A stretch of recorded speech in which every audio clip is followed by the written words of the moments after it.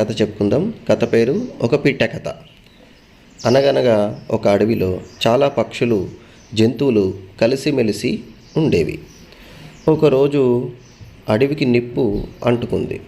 అది నెమ్మదిగా పెరగసాగింది. పక్షులు, జంతువులు తలో దిక్కున పారిపోతూ ఉన్నాయి.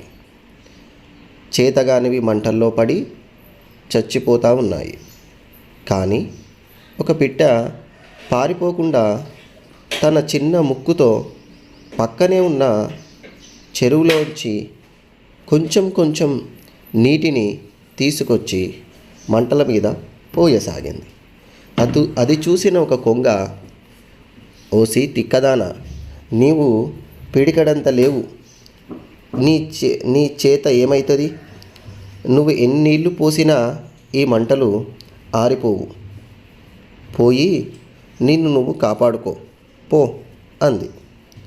పిట్ట చిరునవ్వుతో, నిజమే, నా ఒక్కదానితో కాకపోవచ్చు, కానీ చినుకు చినుకు కలిసే కదా వానగా మారేది.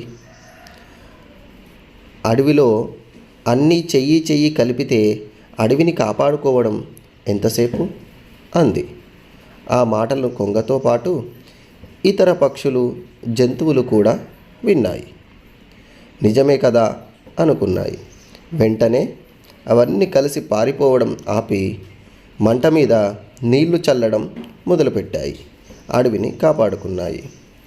ఫ్రెండ్స్, విన్నారు కదా, కలిసికట్టుగా ఉంటే ఏదైనా సాధ్యమే. మనతో కాదు అని మనం అనుకున్నామనుకోండి, ఒక చిన్న పని కూడా మనం చేయలేము. ఫ్రెండ్స్, మీ అందరికీ కూడా ఈ కథ నచ్చింది అనుకుంటున్నాను.